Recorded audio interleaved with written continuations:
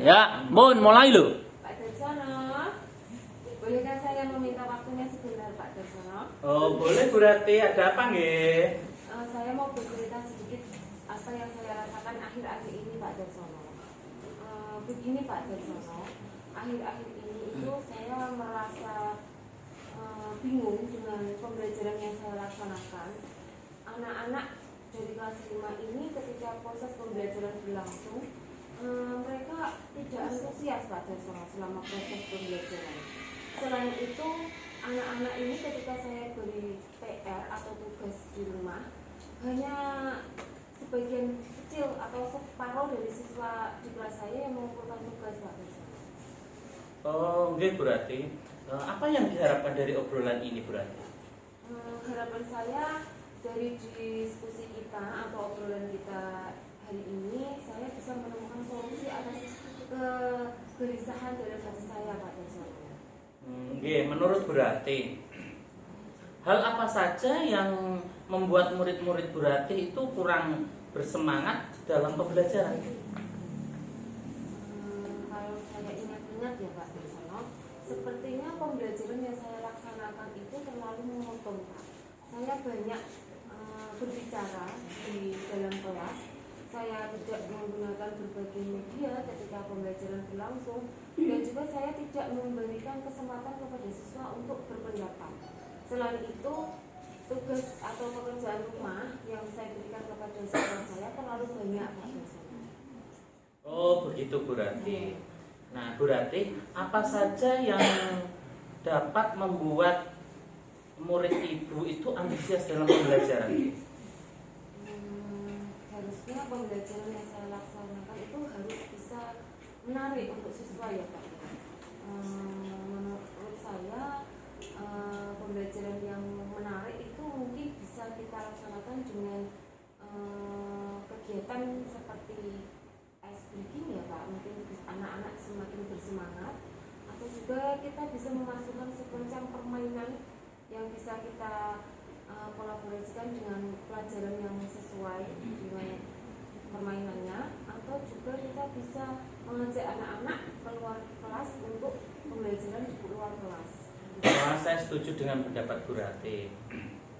Lalu menurut Ibu Rati, apa saja yang membuat murid-murid asik dan tidak bosan pada pembelajaran yang Ibu lakukan?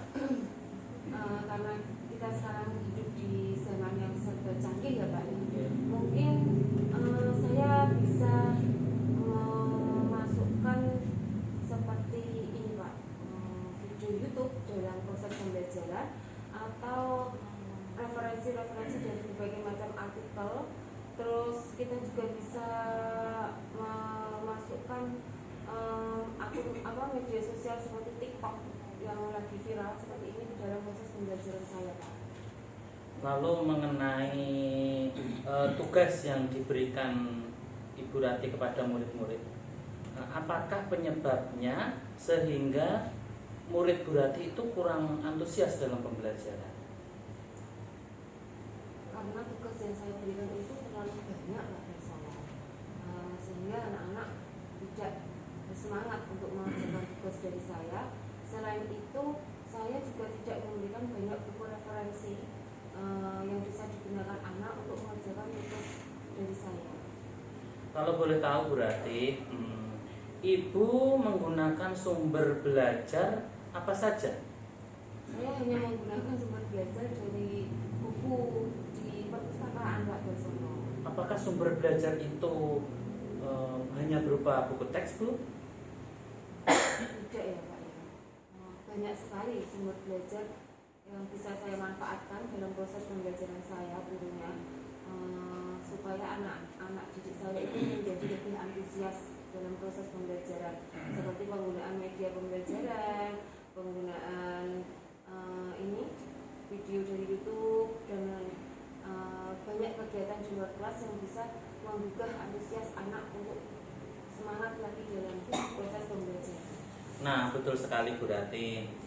Sumber belajar seperti video YouTube, TikTok dan sebagainya itu membuat anak untuk antusias dalam pembelajaran. Atau bisa juga ibu menggunakan aplikasi yang sedang tren sekarang. Nah, itu juga bisa menggugah semangat belajar untuk anak. Jadi sekarang rencana apa yang Bu Ratih akan lakukan untuk menyelesaikan masalah ini? Saya berencana untuk membuat proses pembelajaran yang sangat menarik kepada anak-anak saya, Pak, anak didik saya. Tentunya saya akan memasukkan banyak media pelajaran dalam proses pembelajaran. Saya juga akan menggunakan video dari YouTube untuk anak-anak yang lebih tertarik dengan efek visualnya.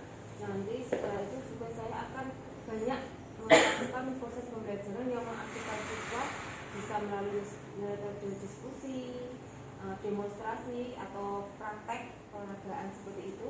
Dan juga saya akan mengajak siswa untuk menggunakan TikTok sebagai media pembelajaran.